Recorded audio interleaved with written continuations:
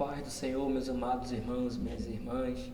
Estamos aqui mais uma vez no nosso curso básico em Teologia Online, disciplina de culto cristão. Vamos iniciar a nossa aula 4, que tem como tema o culto na igreja primitiva ou era apostólica. Eu sou o professor Humberto Carlos e sejam bem-vindos a mais uma aula. Nós vimos e aprendemos acerca do culto no Antigo Testamento. Aprendemos que as religiões judaicas e cristãs estão interligadas tanto na história como nas formas de adoração. Então podemos afirmar que existe uma herança judaica no culto cristão. Observamos o culto nos tempos de Jesus na aula anterior e hoje vamos analisar o culto e os elementos do culto no cristianismo primitivo. A aula de hoje tem as suas raízes históricas, mas vamos procurar abordar mais uma vez de forma prática e aplicada como nas aulas anteriores. O culto na igreja primitiva. Então, conforme visto na aula anterior, o cristianismo clássico traz consigo algumas características cultural e oriunda do antigo judaísmo. A gente pode observar todo o desenvolvimento, quando ali no período mosaico de Moisés, do tabernáculo, a gente pegou até um pouco anterior, mas até os tempos de Jesus. Então nós aprendemos que o judaísmo foi o berço onde nasceu o cristianismo.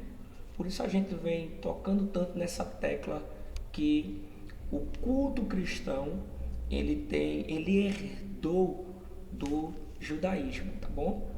Então os primeiros cristãos não criam que pertencesse a uma nova religião. Eles haviam sido judeus durante toda a sua vida e continuavam sendo judeus. O primitivo cristianismo não consistia numa negação de fé do judaísmo, mas na convicção do messianismo de Jesus. Então, para a gente observar isso, a gente vai aprender que todos os discípulos e apóstolos que vai seguir o Senhor Jesus, eles eram judeus em sua maioria, a grande parte, e não deixaram de ser judeu.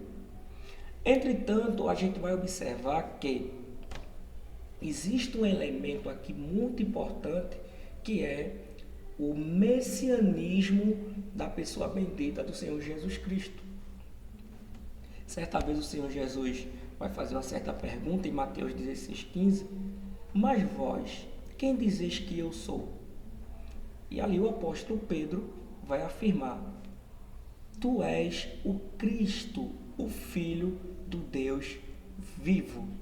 Em outra parte, em que uma grande multidão se dispersa dos ensinamentos de Jesus, Jesus olha para o colégio apostólico, e vocês também não vão com eles, não?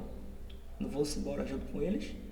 E aí Pedro, mais uma vez, vai, com a grande frase, vai dizer, para onde nós iremos se só tu tens a palavra que dá vida eterna? Então, perceba que em momento algum está negando o judaísmo, mas sempre reconhecendo na pessoa bendita do Senhor Jesus que ele era o Messias. Então, o início da igreja primitiva, ela não tem como desvincular o judaísmo. Isso é com o passar do tempo que vai se desvincular, onde a gente vai aprender um pouco mais.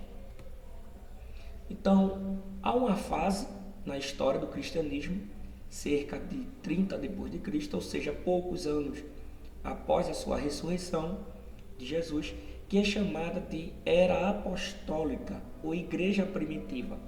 Então, enquanto Jesus está vivo e está presente, é a Era de Cristo. Quando Cristo é levado aos céus, é agora a Era Apostólica, ou a Igreja Primitiva. E a Igreja Primitiva era a igreja do tempo dos apóstolos, ou seja, a comunidade que viveu os primeiros anos da igreja cristã.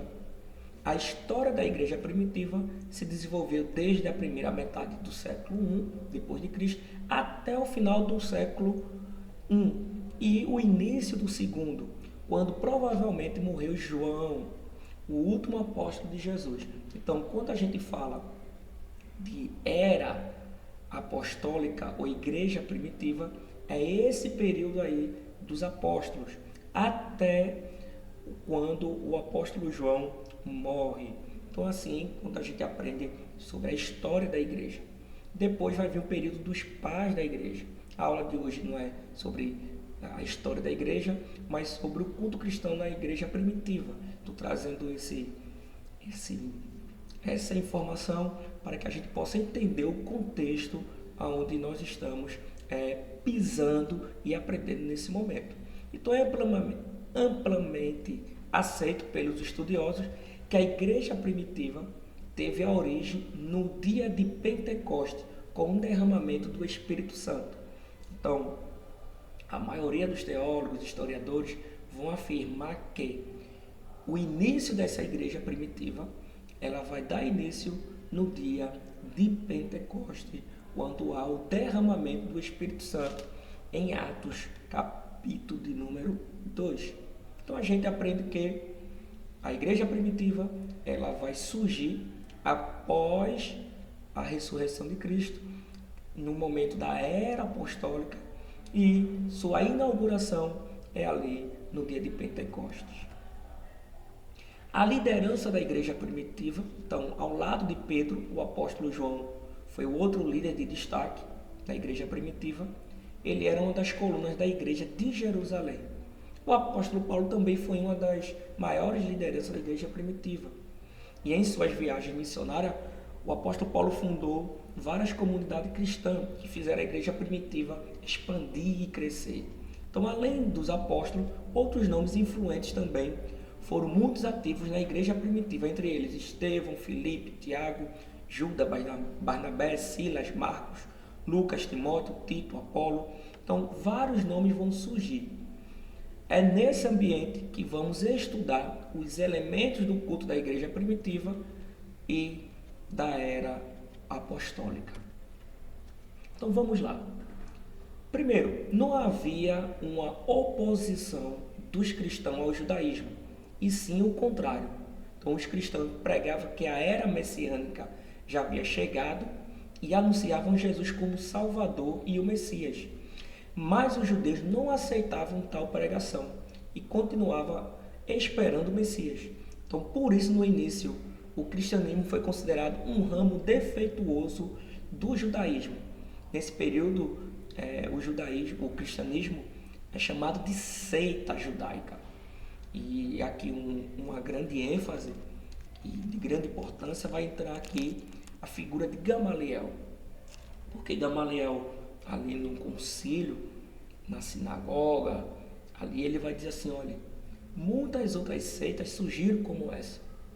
Se não for de Deus, vai acabar e vai morrer como as demais outras seitas. Com o tempo vai se acabar. Mas se for de Deus, não podemos impedir o seu crescimento. E hoje fazem mais de 2000 anos que o cristianismo, os cristãos, vem sendo propagado e cada vez mais crescendo. Então, a gente observa que através da fala desse grande erudito, desse grande rabino chamado Gamaliel, é provado que o cristianismo, ele é sim algo da parte de Deus. É tanto que Nicodemo vai dizer assim, ninguém faz o que tu fazes se não vem da parte de Deus. Então a gente percebe sim que o cristianismo é sim da parte de Deus. Então os primeiros cristãos continuavam a guardar o sábado, assistir o culto no templo, em sinagogas, em auditórios públicos, escola, e guardando-se de práticas não aceitas pelo judaísmo. Eles jejuavam 2 vezes na semana. Então o que a gente pode observar, se vocês lerem Atos 3, de 1 ao 2, Atos 13, alguns elementos. Eu queria ler aqui o capítulo de Atos, capítulo 3, versículo 1 e 2, vai dizer que Pedro e João subiam ao templo para a oração da hora nona e é levado um homem coxo, de nascença. qual punha diariamente à porta do templo, chamada Formosa, para pedir a esmola no que entrava. Vendo ele, Pedro e João, que ia entrar no templo, implorava que lhe desse uma esmola. Pedro, fitando juntamente com João, disse: olha para nós. E ele olhava atentamente, esperando receber alguma coisa. Pedro, porém, lhe disse: não possuo nem prata nem ouro, mas o que eu tenho te dou. Em nome de Jesus Cristo Nazareno, anda. Então, o que a gente pode perceber aqui em Atos capítulo 3? Quais os elementos? É que o templo ainda faz parte do culto, então deve-se ainda ir ao templo. Existe aqui a oração. A gente vai ver aqui que o povo judeu ele tem algum costume de orar em várias horas. Entretanto, outra coisa que a gente pode observar aqui são os necessitados que estão ali à porta do templo. Existem pessoas necessitadas no templo, à frente do templo, pessoas que necessitam de um milagre. E o que a gente pode observar é que muitas vezes a gente não tem ouro nem prata, mas através do poder do Espírito Santo, que é sobre a vida da igreja, de nossas vidas, a gente pode, em nome de Jesus, operar maravilhas e milagres. Então, dentro do culto primitivo, da igreja primitiva, a gente vai ver alguns elementos, como templo, oração, necessitados, milagres, operação de milagres. No capítulo 13, nós temos algo maravilhoso, que é acerca da igreja de Antioquia.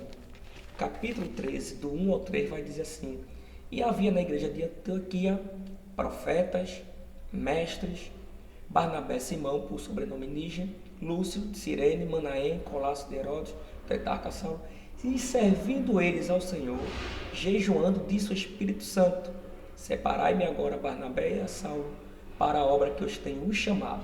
E então, jejuando e orando, e impondo sobre ele as mãos, o despediram. O que a gente observa aqui é o elemento de que no culto da igreja primitiva, da era apostólica, existia profetas e mestres. A gente já não vê aqui a figura do sumo sacerdote, do rabi, nós vemos aqui levita, mas outros elementos inserido nesse culto.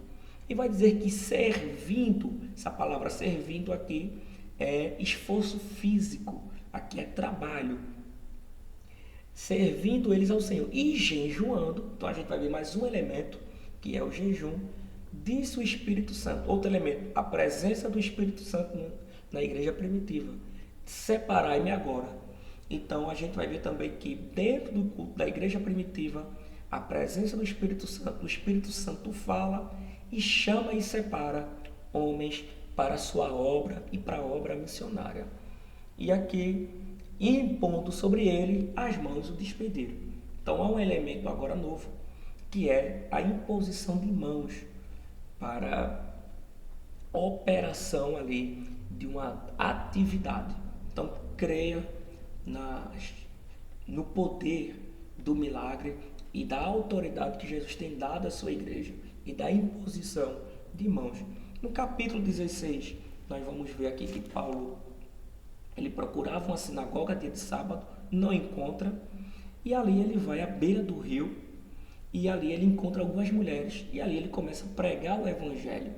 Então a gente vai ver que dentro do elemento da igreja primitiva existe a pregação também, não só no templo, mas também agora a evangelização na rua. E ali também entra o elemento das mulheres. E ali uma vendedora de púrpura, Lídia, se converte, se batiza, já servia ao Senhor, e leva Paulo para sua casa e ali para que ele pudesse pregar. Então a gente vai ver que dentro desse contexto da igreja primitiva a gente vê elementos que vai surgindo diferentemente do antigo judaísmo. O culto na era de Antioquiana, nesse período, porém, a igreja começa a se desvincular indiretamente dos preceitos litúrgicos e judaicos e passa a caminhar com mais liberdade. a igreja de Antioquia concede com a conversão de Paulo a característica litúrgica encontrada após a dispersação cristã começa a mudar um pouco, e lá em Antioquia os discípulos são chamados pela primeira vez de cristãos, e nesse período o culto cristão vai tomando suas raízes e estrutura cristã, mas herdando o culto judaico. Então, é através aqui de Antioquia, do capítulo 11 de Atos dos Apóstolos, que quando pela primeira vez os discípulos são chamados de cristãos, vai haver uma separação, vai haver como podemos dizer assim, desvincular de todos os elementos ou da parte litúrgica do antigo judaísmo. E agora o cristianismo vai começar a implantar, tatuar seus novos elementos. Então agora a igreja vai tomar uma nova estrutura litúrgica, mas não perdeu a sua herança judaica. Dentro ainda do culto, a importância das casas no culto cristão. Então começa com mais afinco a evangelização, a edificação por meio do ensino e solidariedade e o envio missionário. Então as reuniões cristãs passam a ser mais frequentes em casas. Se você observar a Santa Ceia, o Atos capítulo 5, 42, vai dizer que as casas vai servir como uma extensão do templo. A gente vai ver que ali vai ver ensino, ali vai ver adoração. E Romanos capítulo 16, do versículo 1 ao 5, eu não vou ler o texto, mas vocês vão perceber que ali as casas também eram vistas como ponto de pregação do Evangelho e também hospedagem para pessoas cristãs. Então as casas ela vai ter uma grande importância no culto cristão primitivo, da igreja primitiva. Então a casa passa a ser um elemento muito importante. E aqui a gente abre um parêntese para o culto doméstico, né? O culto no lar, né? Dentro do lar, que deve ter. Então a gente vai herdar isso em nossos dias, que é o culto dentro das casas.